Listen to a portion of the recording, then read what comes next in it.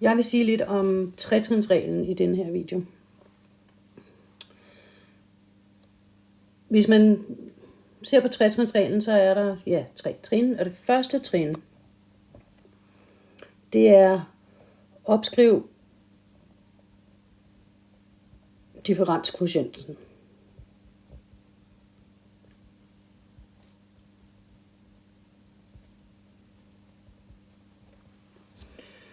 Andet trin er reducere udtrykket.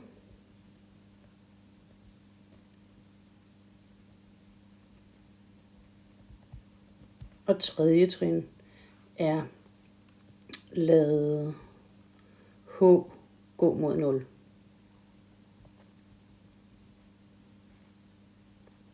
Jeg vil lige sige lidt om hvert af punkterne her. Vi starter med det der med at opskrive differenskvotienten. Først så skal vi lige have en graf. Den kan se ud på alle mulige måder. Den skal være sammenhængende og sådan blød, for at man skal kunne differentiere den. Nu har vi fået en graf. Vi har så brug for et punkt. Man kan sige, når vi leder efter differentialkvotienten, så er det jo hældningen af en ret linje, vi leder efter. Det første, vi skal bruge, det er jo en eller anden ret linje.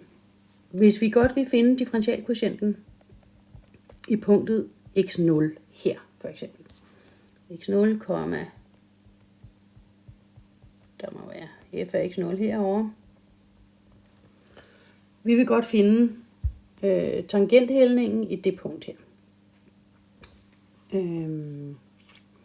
Jeg tegner lige en tangent, og så sletter jeg den lige om lidt nu, fordi jeg ved stadigvæk ikke, hvordan den ser ud. Noget i den stil der. En eller anden ret linje, som er en tangent. Det er sådan en, vi godt vil finde hældningen af.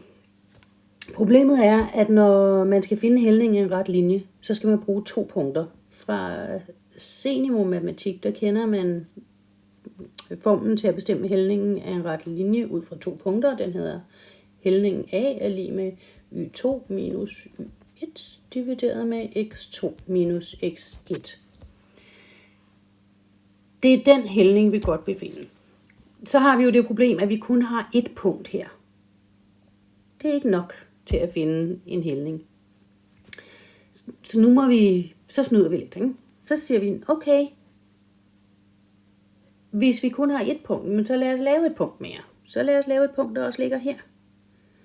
Det punkt her.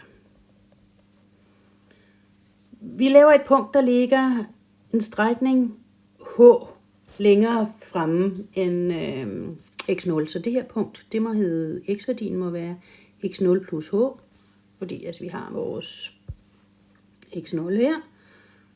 Og så lægger vi h til, og så kommer vi herover. Den har selvfølgelig også en funktionsværdi. Den ligger her, og det må så være f af x0 plus h, fordi det er jo den x-værdi, der er her, vi skal sætte ind i funktionen. Så nu har vi 2 punkter. Nu kommer desværre, skal jeg se, om jeg kan tegne en ret linje, og gå igennem de 2 punkter. Det er tvivlsomt. Ikke rigtig vel. Jeg prøver lige igen.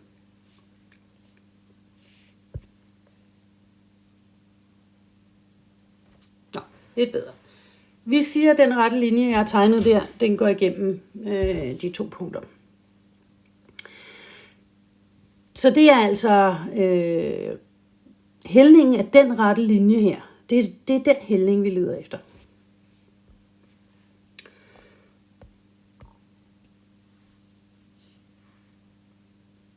Ja, og nu hældningen af den, det er den, der er differenskvotienten. Men vi kan se her, hvad vi skal gøre. Vi skal sige y-værdi 2, det må være den her op.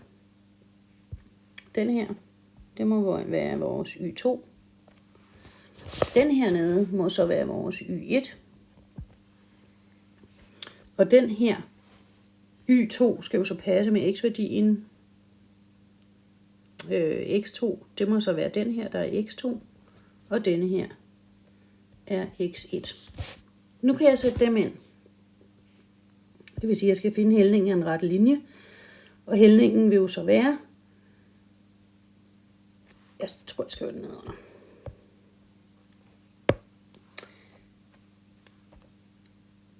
F af x0 plus h, vi kan se, at vi skulle tage y2 her, minus f af x0, divideret med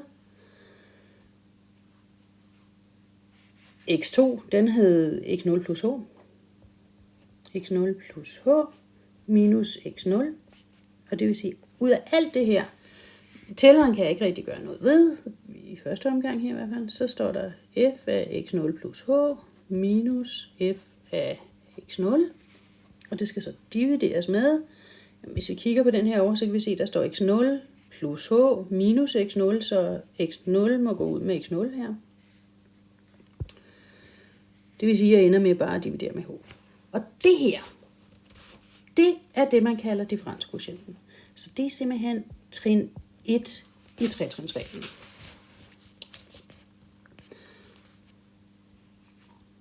Så kommer man til det punkt i tretrinsreglen, der bare hedder reducere udtrykket. Og det vil sige, så skal vi typisk vil det være tælleren, man skal gøre et eller andet med, for at den kommer til at se pænere ud, så man får noget, man kan regne på bagefter.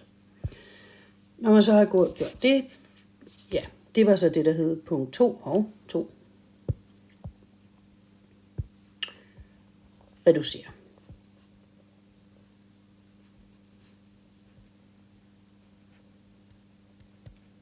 Der kan godt være et tidspunkt i løbet af det der hedder reducere udtrykket, hvor det faktisk kommer til at fylde mere. Men det skal man ikke lade sig skræmme af. Og så punkt 3, det er der, hvor vi skal lave grænseværdien. Det vil sige, at vi skal udregne limes for h gående mod 0 af hele den brøk, der står her. Altså f af x0 plus h og x0 plus h minus f af x0 divideret med h. Så skal vi finde grænseværdien af det. Jeg stopper videoen her, og så laver jeg en video mere, hvor jeg laver et eksempel på den her. Jeg prøver at finde, i eksemplet vil jeg prøve at finde differentialkvotienten for x i anden.